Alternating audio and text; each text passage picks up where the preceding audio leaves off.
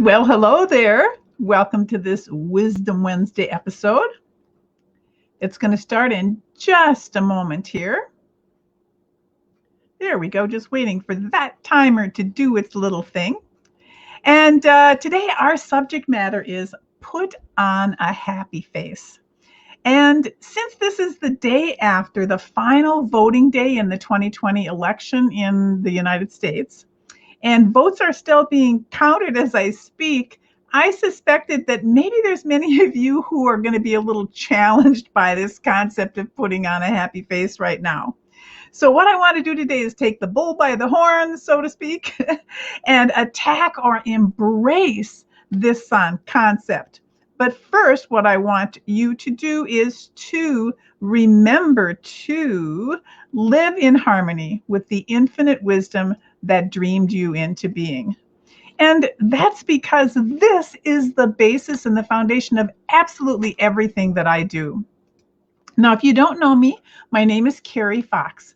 And one of my main missions in life is to be a constant reminder of your infinite wisdom connection, and that its guidance is always, always available for you. I also help people transition from wounded to magnificent. That's another huge part of my business. And I do these quickie Wednesday wisdoms for you because you know what? Your thriving is my passion. So in the past, I've been accused several times in my life, actually, of being a Pollyanna or a Miss Goody Two Shoes.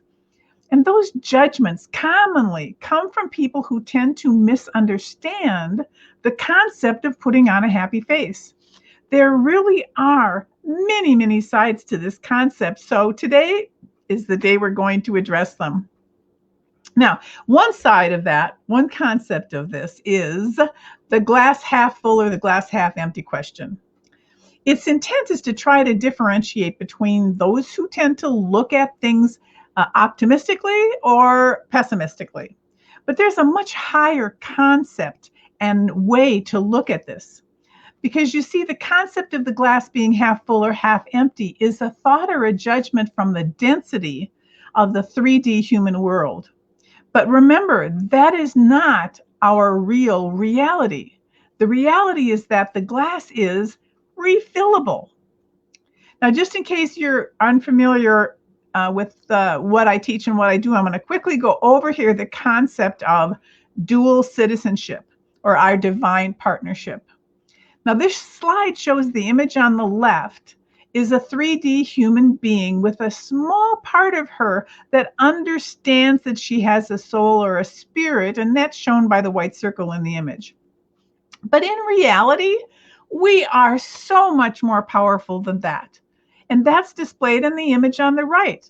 That denotes how we are made up of all of the love and all of the energy of the universe, infinite love, infinite intelligence, infinite wisdom that dreamed us into being by taking just a sliver of that energy to give life to our temporary incarnation as a human being on planet Earth.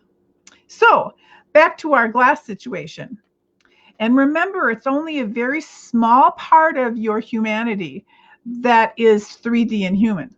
It's the only part of you that would think in a judgment or a concept of something being half full or half empty. The bigger part of you, the cosmic consciousness side of you, and that much more powerful side of you understands that the glass is refillable. Why spend one moment even thinking about judging it? So let's look at another concept here, and that's being a sad sack in a plethora of, or an ocean of happy people. Which is, by the way, what happened to me. One day I had a transformational awakening. The common layer of this aspect is that happiness is contagious. And if you're in a mild case of sadness, being around happy people can cheer you up, just with the pure force and energy of their vibrations.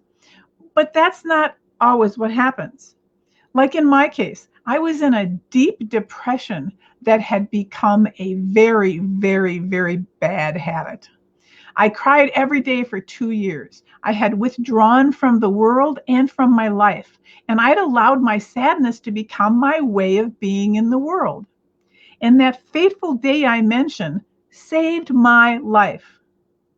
Because when I recognized that I was in an ocean of happy and laughing people and I didn't feel anything, I was sitting there like a bump on a log, completely emotionless. And I recognized that there was something wrong with me. That awareness and what I've learned since then about the science of metaphysics, etc., has saved my life. So what about if you are a sad sack in an ocean of happy people? Now, you may look at that put on a happy face choice and find it easier for some people to do that than for you. And there are a lot of variables, and they're usually based on things like personality types or astrology or ancestral or inherited traits. But guess what? All of those things, they are all limited 3D judgments, and they really are not important or valid when looked at from the insight or the height of infinite wisdom. Now, I came across this image while I was putting this together, and I remembered purchasing this exact bouquet for me years ago, all those decades ago, when I was fighting my way up and out of depression. And in fact, I still have this cup, and it puts a smile on my face every single time that I see it, for knowing that I got out of that depression and decided to live and be alive and happy again. Now, I've mentioned that I've been called things like a Pollyanna or a do-gooder, and usually that's spoken as some kind of a slur on my character or my behavior. Once that happened in a corporate meeting of all places, and my reaction was, and still is, just puzzlement. Like, is that a bad thing?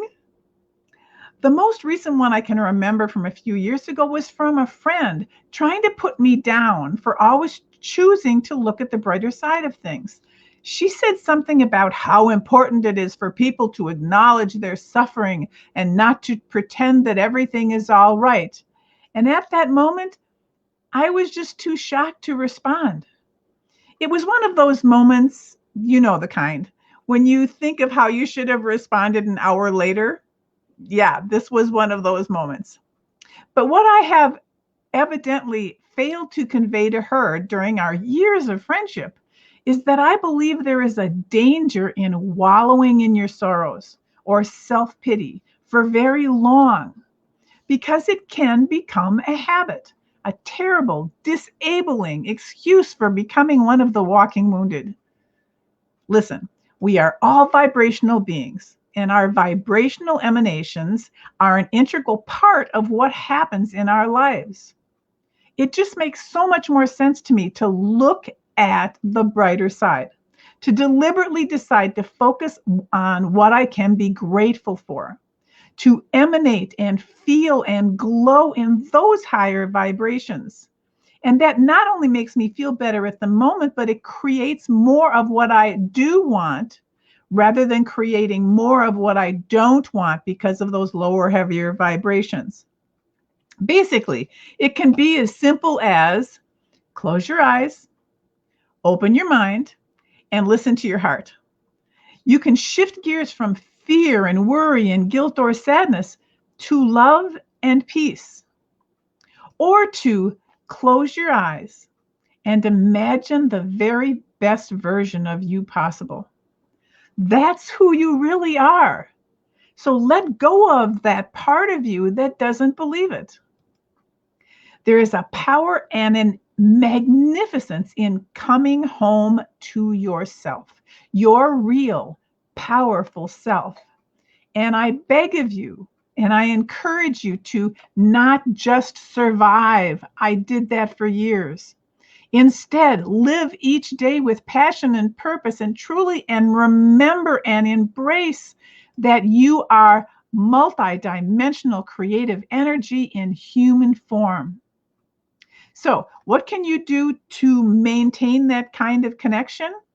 Well, you can stay away from people who are still caught up in their old suffering and complaining and their old stories. You can learn to walk away from those who thrive on conflict because they're just caught up in their own battles that you can't help them with until they are ready. So you have to decide which side of the fence you choose to be on. Are you a multidimensional creative energy in human form? Or do you want to live in a battle with the past, complaining, making excuses, being defensive, and looking for conflict? For me, I choose that I don't always know where I'm going, but I promise myself it won't be boring. And I do have a piece of advice for you today. And that is if you are going through a tough time, don't cut your bangs. Go get yourself a taco instead. So there is this way of being in the world when you finally get this. You just understand that everything is going to be all right. That everything that has seemed to happen to you actually was happening for you. That you have the passion and the purpose, which is your grand adventure, and the power, which is your infinite, vast, and wise self, to get past whatever it is you are going through or have gone through. That at some point you can choose to just chill and be marvelous. And you can find the humor in life again. You can be like a frog and just eat what bugs you.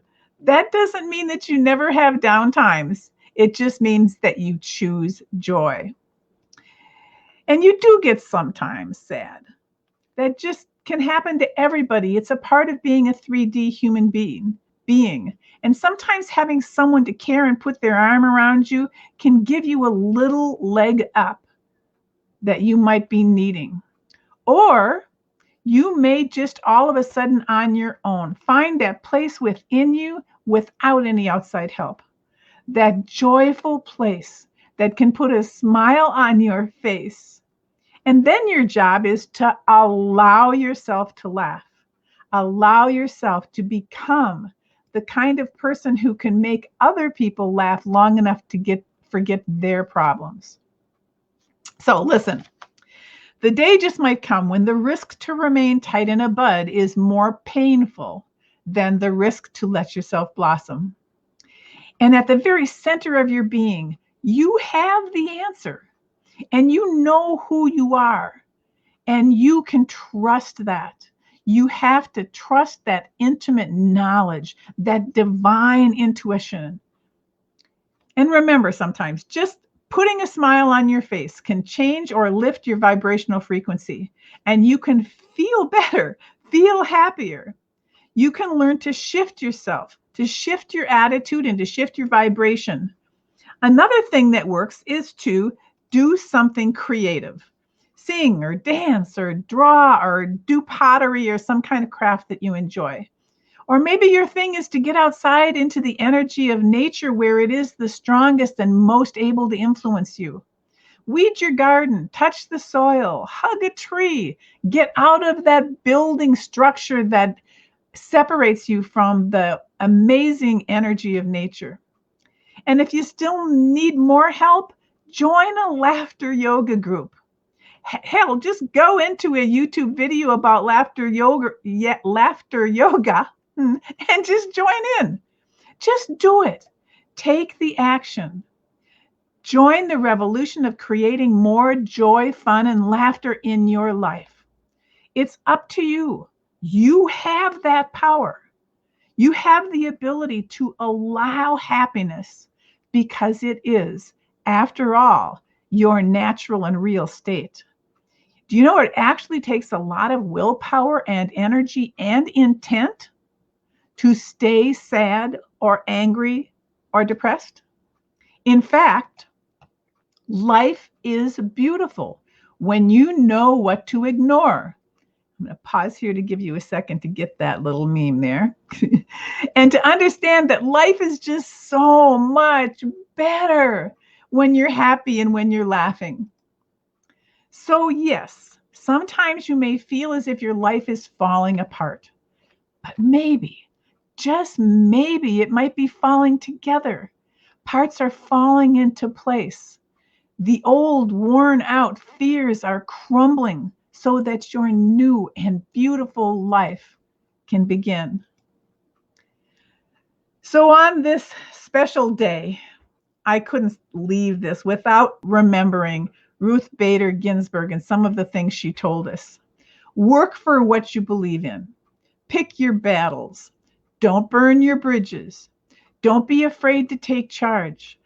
Think about what you want. Do the work. Enjoy what makes you happy. Bring along your crew and have a sense of humor. In other words, put on a happy face and you will feel better. And you will be adding lightness to the darkness, lightness to the chaos and the density that so many others are experiencing. You can recognize which side of the fence you are on. Are you hanging on to your old stories and complaining about the past? Or are you excited about the future and ready to strut your stuff?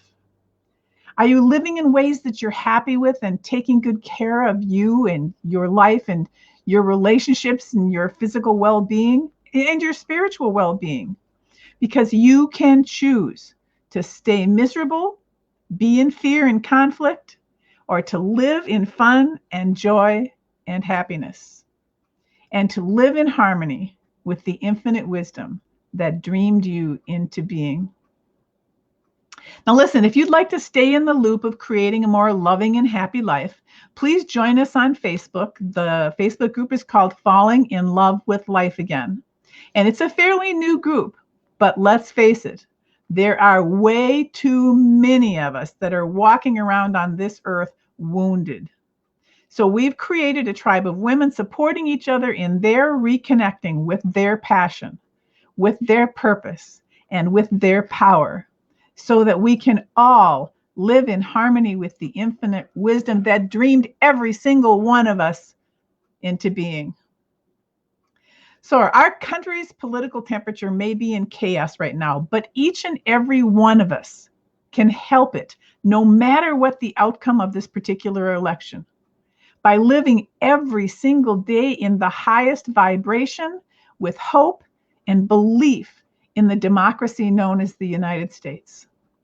I hope you are inspired to keep your eyes and your heart on the prize, bigger than any corruption or faltering that we may have been witnessing.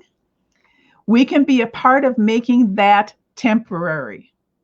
I ask you to remember that you are the creator of your fabulous tomorrows, and that can spread and grow as energy is amassed. Your thriving is my passion and a huge part of the thriving of America. I love you. I love you. I love you. And I will see you next Wednesday at 1:00 p.m. Central Time.